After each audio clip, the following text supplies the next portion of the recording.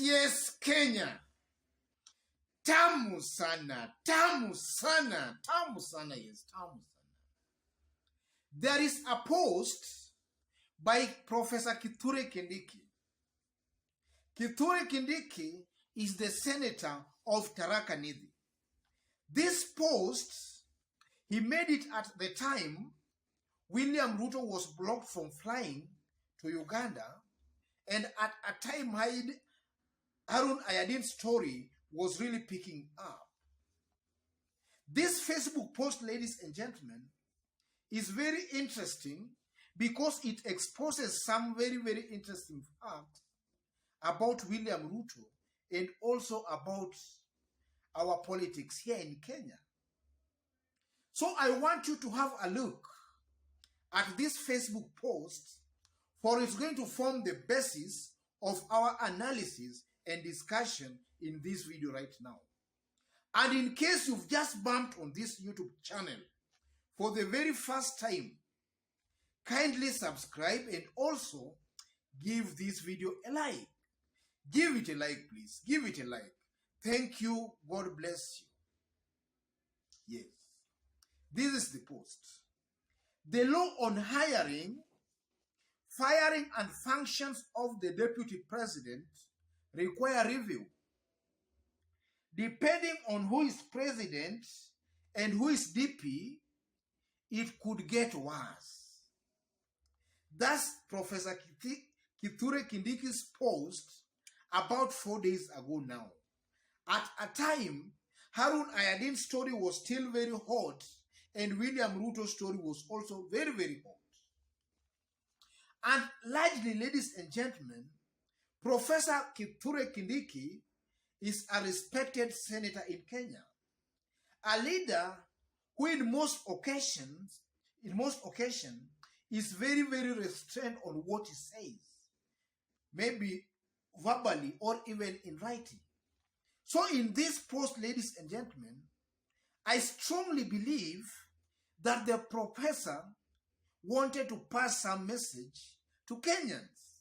Yes, he wanted to pass a message to Kenyans. And having looked at this post carefully, I believe that there are 5 main reasons as to why the professor put that post at that time when Harun Ayadin's story was still very hot, and after William Ruto had also just been blocked from flying to Uganda. And I believe the first message the professor wanted to pass across to Kenyans is that maybe Uhuru Kenyatta is not as bad as we have been made to believe he is. You know, Oda and Tanga leaders have been painting Uhuru Muigai Kenyatta as a dictator, a very bad leader. But from this post, ladies and gentlemen, maybe the professor is just trying to tell Kenyans that Uhuru Kenyatta is a very tolerant and a very, very patient leader, as opposed to his deputy who has gone rogue. And this is why he's saying in the post that depending on who is president and who is DP, it could get worse. So just tip the thing upside down. Assuming William Ruto was the president and then Uhuru Muigai Kenyatta was his deputy, how could have Ruto reacted on all this thing of Harun Ayadin and even the thing of maybe his deputy being blocked and then the deputy is coming out and saying something else? How could have Ruto reacted if he was the president? Yes, that's a story, or rather that's a question maybe the professor wants Kenyans to digest, dissect, and answer themselves. The second message maybe is trying to pass is that it's trying to tell older supporters who might still be hoping for Uhuru and Ruto reunion that the marriage is officially over. Let them move on. As I talk today, or rather as I talk now, there are some older supporters and Tanga supporters who at the back of their mind, and this is not far-fetched, ladies and gentlemen, I'm serious. There are some Tanga and other supporters who at the back of their mind, they still have some feeling that William Ruto and Uhuru Kenyatta will reunite. There are those kind of Oda and Tanga supporters. They still have such kind of illusions. So the professor, through this post, is just trying to tell such kind of Oda and Tanga supporters that the marriage is over. It's officially over. Move on. Yes, move on. Because as you talk to these people, some of them, you just engage some of them. Up to now, they still have that feeling, some of them, that Uhuru and Ruto will reunite. So the professor is just trying to remind them that the marriage is over, done and dusted.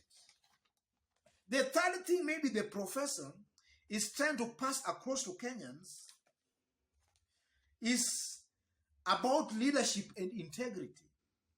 Functions of the deputy president. Ruto himself has come out in public and admitted that his functions were referred or were reassigned to Fred Matiang'i. So the question begs, what is William Ruto still doing in government? Why is he being paid money from taxpayers' money? Why is he still being paid? That's a question about integrity and self-consciousness. That's something, or rather a question, that William Ruto should ask himself and answer himself. Whether he's doing Kenyans good by still remaining in government, being paid, and also being catered for all the perks and all the allowances, but Kenyans are getting no value for William Ruto sitting in that office. Is it fit, or rather is it right for William Ruto to continue earning taxpayers' money while he's giving no services to Kenyans? Maybe the professor wants Kenyans also, or even William Ruto, to search his concerns and answer that question. And then fourthly, ladies and gentlemen, the professor is also hinting at a law review. You know, Tanga leaders, they don't want anything to do with a law review. Or even if you talk about amending the constitution, Tanga leaders don't want to hear anything like that. But now the professor is just trying to hint that maybe the law should be reviewed. He's just trying to hint onto that. So that also exposes the kind of hypocrisy with the Oda and Tanga leaders. Deep inside their hearts, they know that our constitution is not the best. There are some areas that we should amend. But when they talk in public, they are saying the law should not be touched.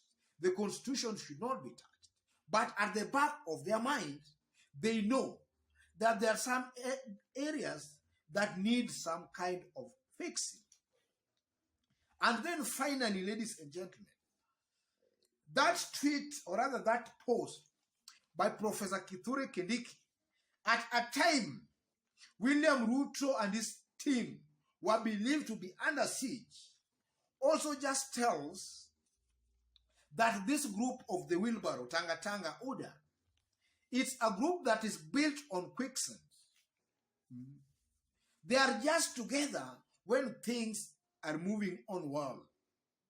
But when now storms start hitting them, then each and every person has got his own different opinion and his own way of doing things. I'm simply trying to say this, ladies and gentlemen. Tanga have no common political ideology. They cannot withstand storms for lack of a common agenda. At a time, William Ruto appeared to be under siege. Tanga leaders ought to largely talk from one common point of view. Not one saying something and the other saying something. That also exposes that Tanga group, UDA, is built on quicksand that cannot withstand a storm. Or it cannot maybe withstand the test of time. Otherwise, ladies and gentlemen, just as I did mention, if you've just bumped on this YouTube channel for the very first time, kindly subscribe and also give this video a like. Give it a like, please. God bless you. God bless Kenya. Tamu sana, tamu sana, tamu sana.